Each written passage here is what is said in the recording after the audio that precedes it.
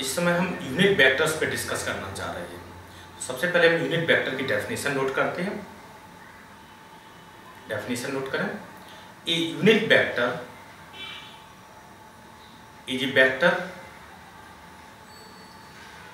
Of magnitude 1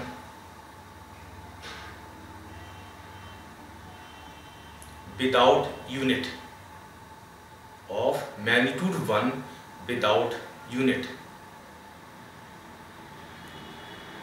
and points in a particular direction, and points in a particular direction.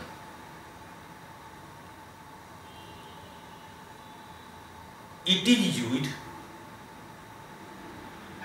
to specify a direction in space.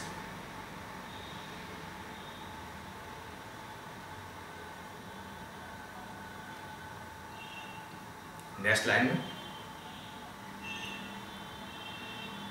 Unit vector of a vector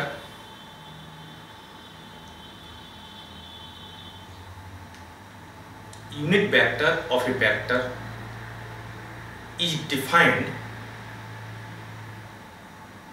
as the ratio of a vector to its magnitude.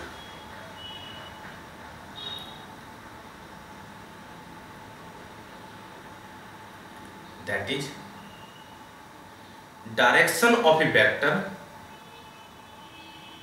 and its unit vector is same.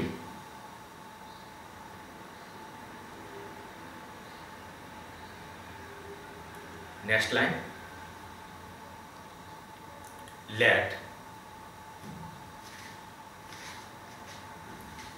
A be a vector, हमने इसको choose किया, let A be a vector and A cap its unit vector। हमने एक vector choose किया A और इसका unit vector A cap से मैंने मार्क किया।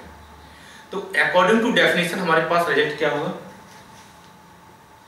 This implied A cap is equal to, कैसे डिफाइंड है? रेशियो के फॉर्मेट में डिफाइंड है। रेशियो किसका है? Vector divide by its magnitude, vector A divide by its magnitude, इस टाइप से। तो डेफिनेशन के according unit vector equal to, किसी वेक्टर का यूनिट वेक्टर हम कैसे लिखेंगे? Vector divide by its magnitude. अब देखिए यहां से रिजल्ट क्या आ रहा है? दिस वेक्टर क्रॉस मल्टीप्लिकेशन कीजिए, this vector is equal to magnitude into A cap. Meaning क्या है?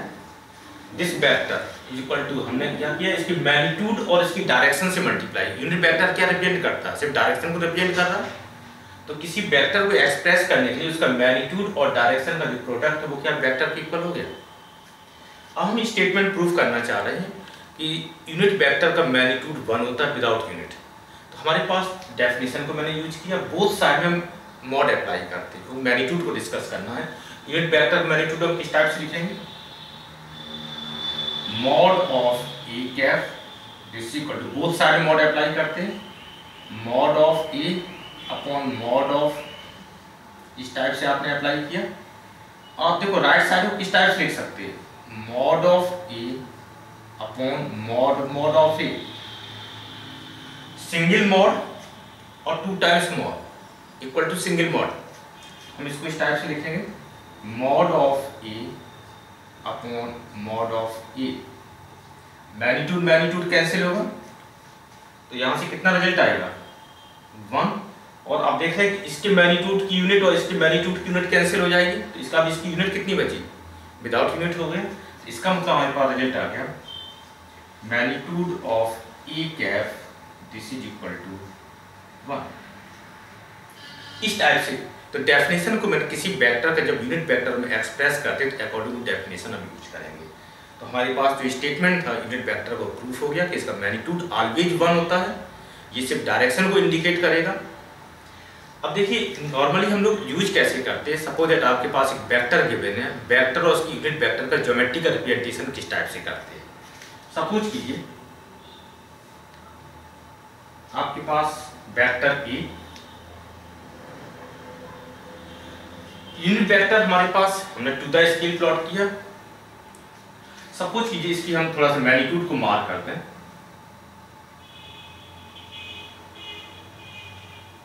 मैग्नीट्यूड सपोज दैट इसका 3 यूनिट है for 1 unit 1 unit 1 unit. Total magnitude हमने मॉड ए इक्वल टू 3।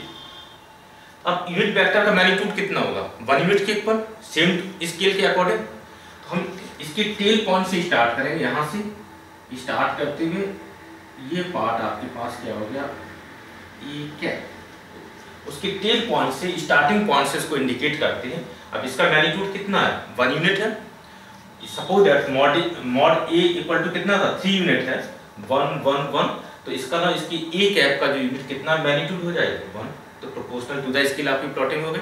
तो नॉर्मली क्या होता है जब भी हम ज्योमेट्रिकल फॉर्मेट में ग्राफिकल फॉर्मेट में वेक्टर को शो करते हैं तो उसका यूनिट वेक्टर उसके टेल पॉइंट से स्टार्ट होते हैं। टेल पॉइंट से स्टार्ट करके इसको हम प्लॉट करते हैं। और उसकी डायरेक्शन क्या होनी चाहिए दिस डायरेक्शन और this direction, this head equal to this head, same direction को दिस हेड और दिस हेड सेम डायरेक्शन को इंडिकेट करेगा। अब एक पॉइंट नोट कर लीजिए।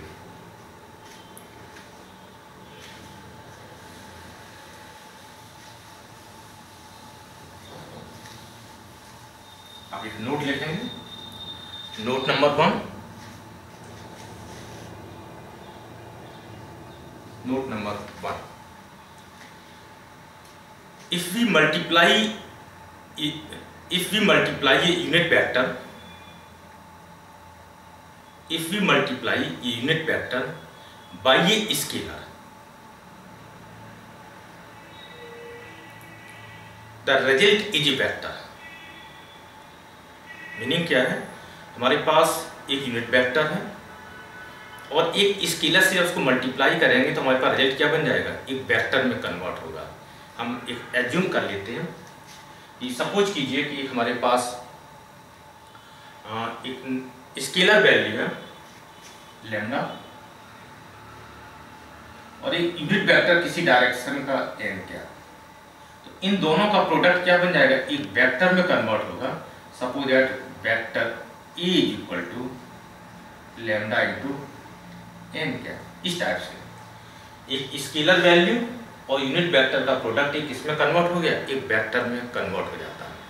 इसका मतलब है कि एक मैथमेटिकल यूनिट वेक्टर का एक मैथमेटिकल ऑपरेटर है कि जब भी हम स्केलर से उसको मल्टीप्लाई करें तो वेक्टर में कन्वर्ट हो जाएगा। सेकेंड पॉइंट नोट करेंगे, unit vectors along the x, y and z axis of a rectangular coordinate system or Cartesian coordinate system are denoted by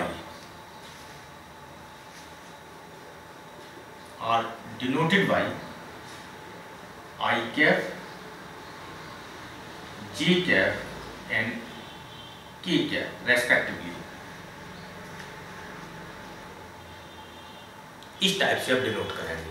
अब देखिए ये आई कैप जे कैप के कैप, इसका मतलब एक्स एक्सिस के अलोंग यूनिट वेक्टर क्या होगा आई कैप, वाई एक्सिस के अलोंग यूनिट वेक्टर क्या होगा जे कैप और जेड एक्सिस के अलोंग यूनिट वेक्टर आपके पास के कैप। इस टाइप से एक्स वाई जेड एक्सिस है तो इनके अलोंग हमारे पास यूनिट वेक्टर, क्योंकि यूनिट वेक्टर डायरेक्शन को इंडिकेट करता है तो एक्स एक्सिस के अलोंग की जो एक्स एक्सिस की जो पॉजिटिव डायरेक्शन है वो किसके थ्रू इंडिकेट डिनोट करेंगे आई कैप के थ्रू। वाई एक्सिस की जो पॉजिटिव डायरेक्शन है वो जी कैप की और जेड एक्सिस की पॉजिटिव डायरेक्शन हम की कैप से डिनोट करेंगे। हम यहाँ से इसको भी लिख सकते हैं इस टाइप से mod of I cap this is equal to mod of J cap this is equal to mod of K cap और दिस इज इक्वल टू कितना होगा 1। यूनिट वेक्टर मैग्नीट्यूड कितना होता है 1 होता है। तो रेक्टेंगुलर कोऑर्डिनेट सिस्टम पे इसको हम डिनोट भी कर देते हैं।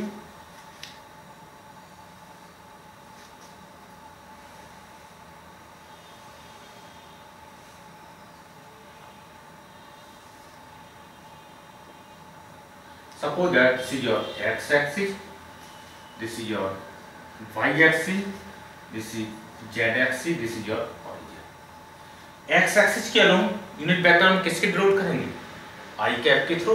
इसकी स्टार्ट सब ऑरिजिन से हम इसको स्टार्ट करेंगे इस डायरेक्शन में, आई कैप वाई एक्सिस के लॉन्ग ऑरिजिन से स्टार्ट होते हुए जी कैप जेड डायरेक्शन में ऑरिजिन से स्टार्ट की कैप, इस टाइप से शो कर देते हैं। तो हमने रेक्टेंगुलर कोऑर्डिनेट सिस्टम में हम इस टाइप से इसको यूनिट वेक्टर को शो करेंगे।